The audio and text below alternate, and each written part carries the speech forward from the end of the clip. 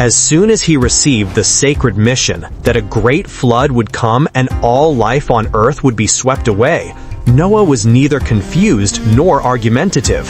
He remained calm, listened, and then returned to his family to begin preparing. In the small, simple tent, the dim oil lamp illuminated his face, which was filled with determination. He sat in contemplative silence, drawing the first lines onto a piece of goatskin, sketching the shape of a vessel no one had ever imagined could exist.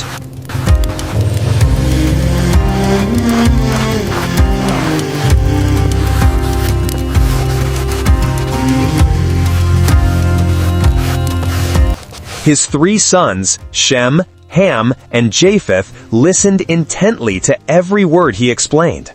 The ship would be larger than anything they had ever seen. The construction would certainly take decades, and only perseverance and unity would help them endure the difficult journey ahead.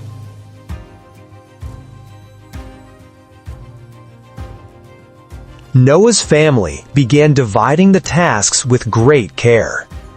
Shem, quick and meticulous, would follow his father to learn measuring and record-keeping.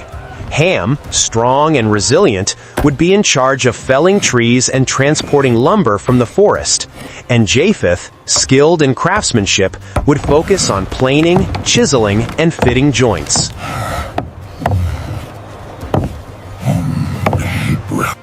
Noah's wife and daughters-in-law prepared food for the long days ahead, organized tools, and managed provisions for both the building process and their future on the ark. Every evening, they gathered by the fire, discussing each step, anticipating challenges, and planning solutions. None of them knew what the world would look like when the first raindrop fell, but they were certain of one thing: the ark must be completed with all their strength and faith. At dawn, as the sunlight appeared, Noah and his sons ventured deep into the forest to choose suitable gopher trees.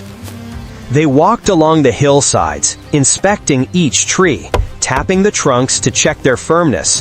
When they found a suitable one, they began chopping it down immediately. As the tree fell, Ham and Japheth trimmed the branches, tied the trunk with thick ropes, and slowly dragged it out of the forest with their own strength. At the shipyard, the newly delivered logs lay stretched across the ground. Japheth began sawing them with a handsaw, turning them into thick, sturdy planks. The planks were dried under the sun and flipped every few days so they would dry evenly and not warp. Some large logs were kept whole to be used as the keel of the vessel. Not far away, another group in the family was heating tree resin. Large clay pots placed over the fire boiled as the resin melted into a thick, black liquid. Ham used a long stick to stir it so it wouldn't burn. Once the resin had melted sufficiently, they strained out the impurities and set it aside. The resin had to be used while hot because when heated, it adhered tightly to the wood and formed a very durable, waterproof layer. The entire area became a bustling work site. The sound of chopping trees in the forest, the sound of sawing wood on the clearing, the crackling of fire beneath the pots of resin, all blended into the urgent rhythm of their daily labor.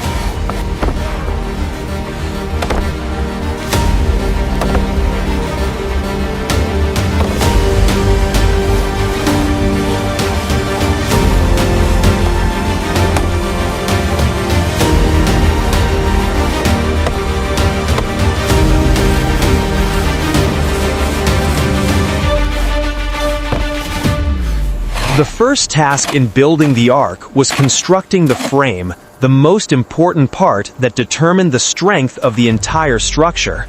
After marking the exact length and width on the ground as instructed, Noah began placing the largest wooden beams to serve as the main keel of the ship.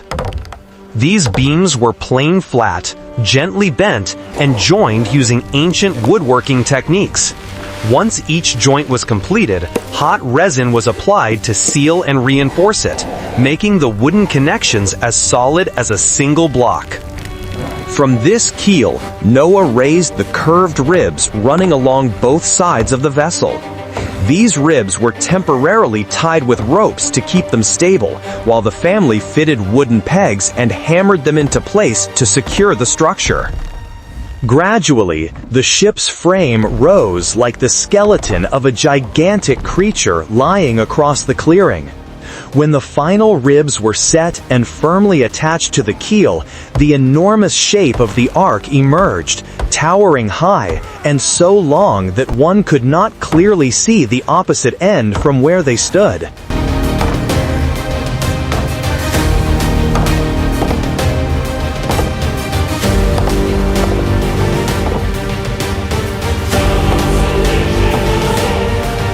When the frame had been firmly set in place, Noah began the process of planking the hull, a task that required absolute precision. The gopher wood planks that had been dried for months were brought over and shaved to the exact required thickness. Each plank was pressed tightly against the ribs, then secured with wooden pegs. As soon as one plank was fixed, the next was placed right beside it, leaving no gap whatsoever. Every joint was coated with hot resin, sealing the seams completely. Once the entire hull was covered with the first layer of planks, Noah added a second layer in areas prone to water exposure, such as the bow and the bottom of the ark. Finally, the entire exterior was coated from top to bottom with a glossy black layer of melted resin, forming an extraordinarily perfect waterproof armor. When the resin cooled, the hull became seamless, smooth, and hard as stone, ready to withstand the weight of the floodwaters and the long months that it would drift on the ocean.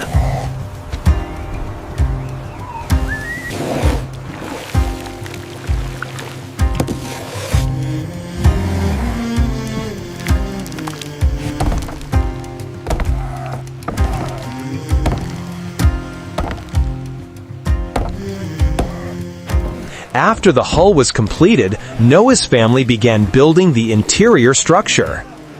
The first level was constructed by laying large beams across the width of the ship, creating a sturdy load-bearing foundation. On these beams, thick planks were laid to form a wide floor. At this point, the interior resembled an enormous warehouse stretching hundreds of meters. They continued building the second level in the same way, placing beams and laying planks on top to form another solid floor halfway up the height of the ark. Lastly, the third level was erected near the roof, where the most natural light entered. Each level was connected by sturdy wooden staircases mortised into the walls so they would not shake during strong movement.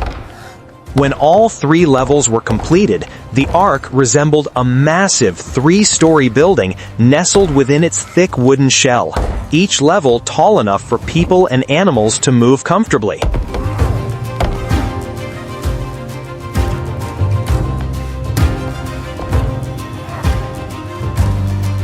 The first level was designed for large animals, so the space was divided into broad, open stalls. Large wooden pillars were erected as the main supports, each anchored with deep mortises and sealed with resin to ensure stability. The walls and partitions on this level were built from thick planks because large animals could create strong impacts.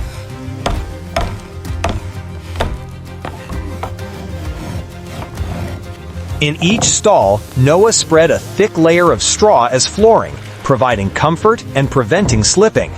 At the base of every stall, he dug small channels leading to the lowest part of the ark to drain water and maintain cleanliness. This level felt sturdier than any other, as it was built to bear the tremendous weight of animals such as cattle, horses, deer, camels, and other large creatures. On the second level, the space was divided into many smaller compartments ranging from dozens to hundreds. Each compartment was designed specifically for different types of animals. The carnivorous animals had reinforced enclosures with walls twice the usual thickness to prevent them from breaking out or harming other species. The compartments for smaller herbivores like sheep and goats were more spacious, with areas for dry hay and easy access. Bird enclosures were fitted with perches and small stands for them to roost and rest. This middle level also had a natural ventilation system leading to the long window above, allowing air to rise and light to filter down, preventing dampness and stuffiness. Walking along the corridor of the second level, everything appeared orderly and systematic, like a gigantic barn arranged with scientific precision.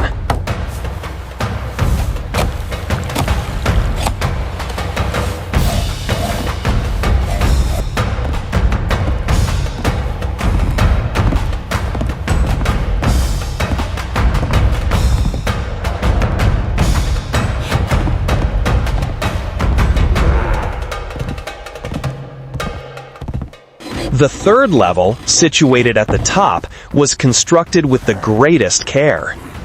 This was the living quarters for humans, so Noah made sure the planks were planed smooth, free of splinters and rough edges.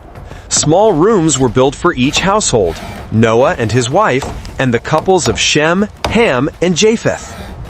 The cooking area was placed near a window for ventilation while being kept far from the animal compartments. The food storage room was located in the middle of the level, where it stayed dry and least affected by the weather.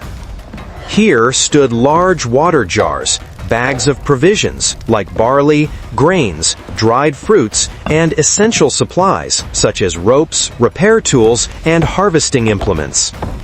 Sunlight from the long window above shone down into the third level, making it far brighter than the others. Warm, safe, and comforting, even as storms might rage outside the ark.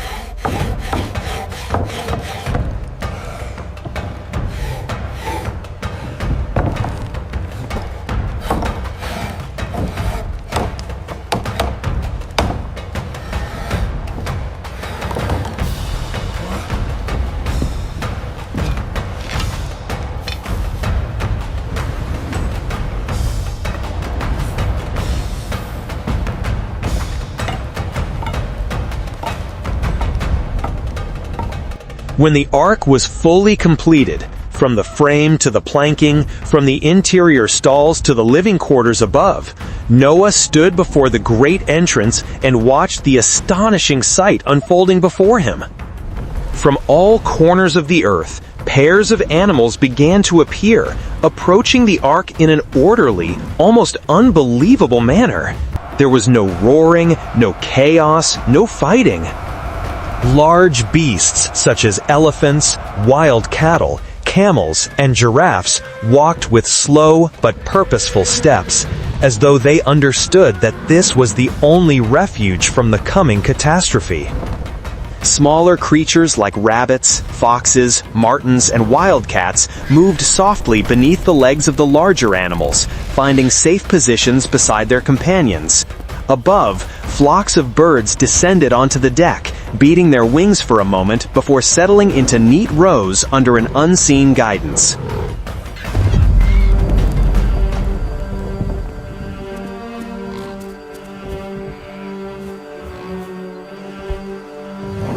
Noah's family stood on either side of the entrance, guiding each species into its designated compartment. No one shouted, no one used whips or ropes. Everything flowed calmly, as though the entire world were being directed by a force beyond human comprehension. Inside the ark, the footsteps of animals echoed softly across the wooden floors as each pair was arranged in its proper place. On the lowest level, large beasts were guided into the spacious stalls prepared for them. Elephants, buffalo, and horses all stepped into their places and stood still, as though anticipating the great event about to unfold. Straw had already been spread thickly to create a firm, comfortable ground. On the second level, Shem and Ham directed the smaller animals. Birds were placed in areas with perches and straw nests.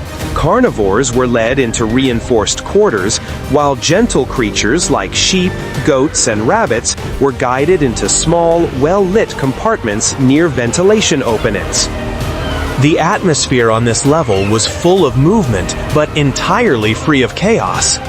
Japheth checked each stall, closing wooden doors and securing latches to ensure safety.